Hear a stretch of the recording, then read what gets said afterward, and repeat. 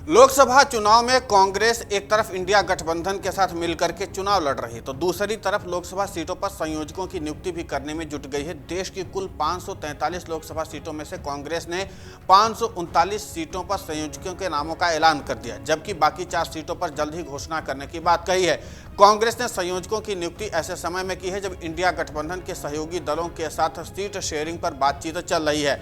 ऐसे में सवाल उठता है कि कांग्रेस ने तकरीबन सभी सीटों पर पर्यवेक्षकों के नाम को ऐलान करके क्या क्षत्रपों को प्रेशर पॉलिटिक्स का दांव चल दिया है, या फिर इसके पीछे कोई और रणनीति है? क्योंकि कांग्रेस ने उन सीटों पर भी संयोजक नियुक्त किए हैं जहां पर सहयोगी दलों को चुनाव लड़ना है।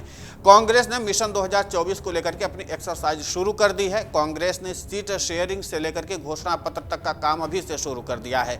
साथ ही जमीनी स्तर पर सियासी नब्ज की थाह लेने के लिए कांग्रेस ने लोकसभा सीट पर पर्यवेक्षकों की नियुक्ति भी शुरू कर दी है, जो अपने अपने क्षेत्रों में राजनीतिक स्थिति का आकलन करके फीडबैक देने का काम करेंगे।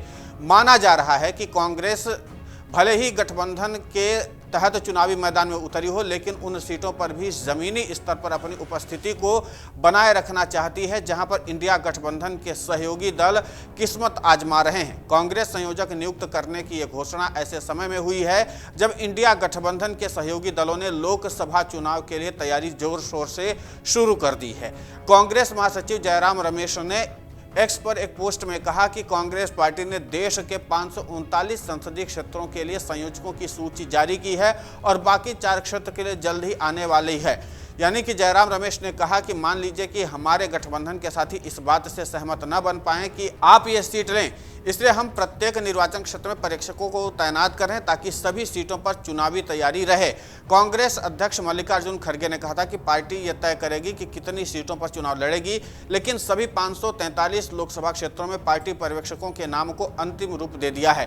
कांग्रेस ने ऐसे ही लोकसभा सीटों पर पर्यवेक्षकों की नियुक्ति नहीं किया है, बल्कि इसके पीछे एक सोची समझी रणनीति है। कांग्रेस गठबंधन के सहयोगी दलों के साथ सीट शेयरिंग पर बातचीत कर रही है, लेकिन उससे पहले पार्टी ने 2024 में कितनी सीटों पर चुनाव लड़नी है उसकी रूपरेखा भी बना ली है। सीट बंटवारे के लिए बनी कांग्रेस समिति ने अलग अलग राज्य के पार्टी नेताओं के साथ बैठक करके सीटों का होमवर्क पूरा कर लिया है। माना जा रहा है कि कांग्रेस 275 से 300 सीटों के बीच चुनाव लड़ना चाहती है, लेकिन इंडिया गठबंधन के सहयोगियों की चाहत है कि 225 सीटों पर कांग्रेस चुनाव लड़े। मुकुल वासनिक के नेतृत्व वाली सीट बंटवारे की कांग्रेस समिति ने इंडिया ब्लॉक के नेताओं के साथ बातचीत का सिलसिला शुरू कर दिया ताकि सीट शेयरिंग का फॉर्मूला तय किया जा सके। राजनीतिक विश्लेषकों की माने तो कांग्रेस ने 539 लोकसभा सीटों पर पर्यवेक्षकों को नियुक्ति करके यह साफ संदेश देना चाहती है कि वो सभी सीटों पर तैयारी कर रही है। इंडिया गठबंधन के किसी भी सहयोगी दल के ऊपर पूरी तरह से निर्भर नहीं रहना चाहती है।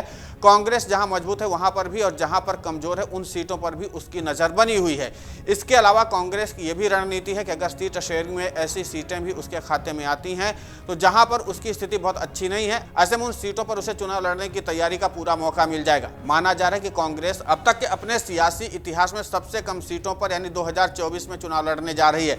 2004 में कांग्रेस ने 417 सीटों पर अपने कैंडिडेट उतारे थे, लेकिन 2024 में पार्टी 300 सीटों से कम पर चुनाव लड़ सकती है। बीजेपी को हराने की सियासी मजबूरी में कांग्रेस भले कम सीटों पर चुनाव लड़ रही हो, लेकिन अपनी पकड़ सभी सीटों पर बनाए रखना चाहती है ताकि सियासी आधार भविष्य में उसके साथ बना रहे।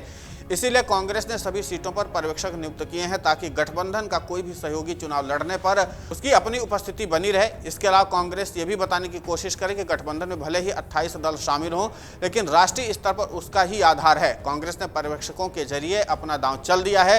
देखना यह होगा कि इसके जरिए सहयोगी दलों पर किस तरह की प्रेशर पॉलिटिक्स बन पाती है और क्या इसके बाद कांग्रेस को इसका फायदा मिलता भी है, यानी ये सब कुछ देखना दिलचस्प होगा। अगर आप ये वीडियो YouTube पर देख रहे हैं तो हमारे चैनल को सब्सक्राइब करें और बेल आइकन को दबाना ना भूलें। अगर आप Facebook पर ये वीडियो देख रहे हैं तो हमारे पेज को लाइक करें।